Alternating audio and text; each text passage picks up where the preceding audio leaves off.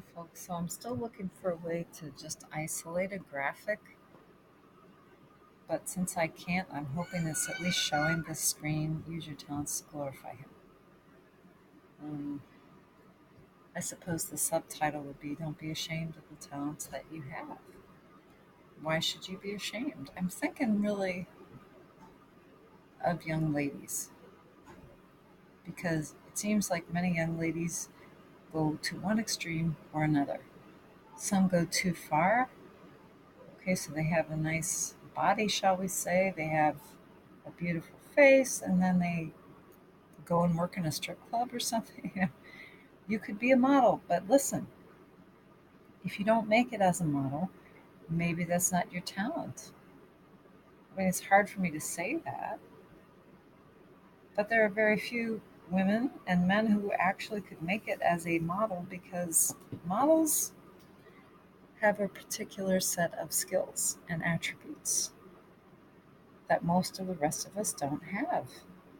It doesn't mean that you're not nice looking. It just means you could use your good looks to your advantage in the field that God really wants you to be involved in as an adult, or maybe even just temporarily, say as a teenager. How many kids were child stars and then they're not adult stars? It was all right for them to be child stars, but they needed to move on. A very few make the transition gracefully. Most don't. Most don't realize that was just a temporary thing, like Shirley Temple Black. She's an example of a person who made the transition fairly gracefully because she was a wonderful child star. But as an adult actress, I just don't think there was just a lot of demand for her particular skill set. It's not that she wasn't good looking, it's not that she wasn't talented.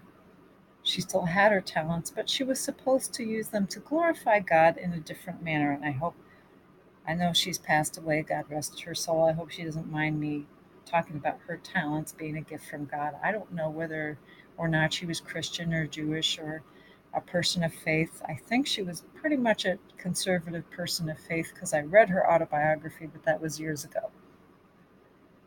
I don't want to pretend to speak for her, but I know that when she got to be a teenager and when she got to be a young lady, a young adult, Hollywood was not such a friendly place for her. And then she went on in her life. She got married, she had kids, and then she became an ambassador to a country in Africa. Sorry that I don't remember which one. Like I said, it was years ago that I read her autobiography. Well, that's wonderful. Sometimes our talents are relevant for a particular season.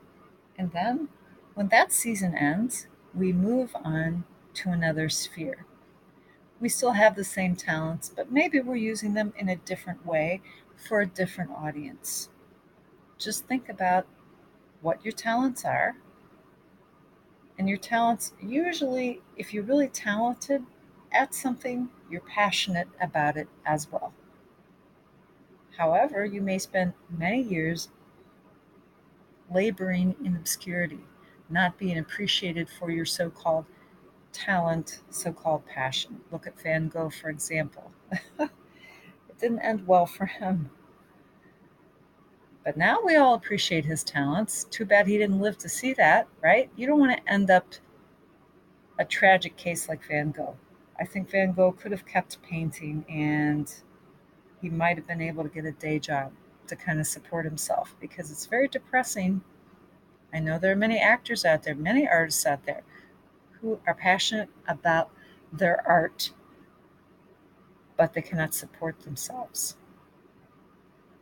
on passion.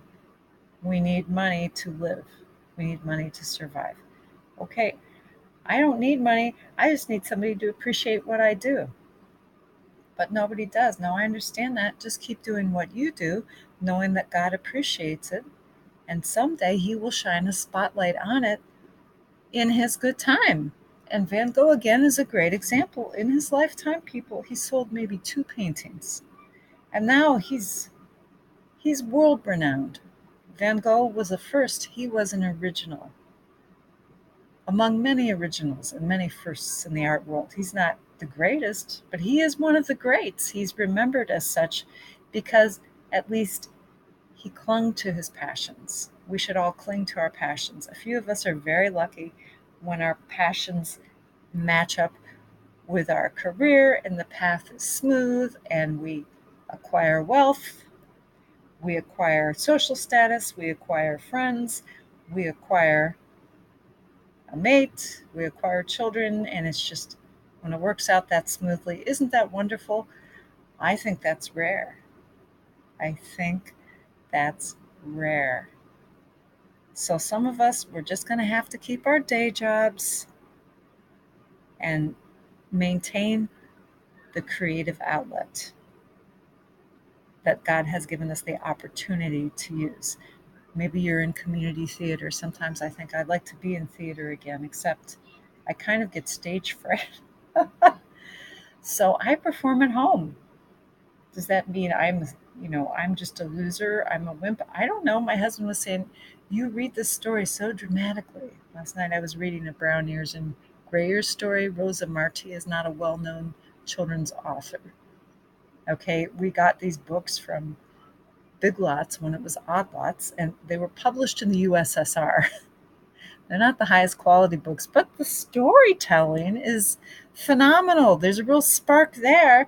Now, Rosa Marti is not a household name as Beatrix Potter is, but we in this household appreciate her as much, if not more, than we appreciate Beatrix Potter, and the world be damned. Sometimes it's enough that your talent impresses a chosen few. Thank you. Goodbye.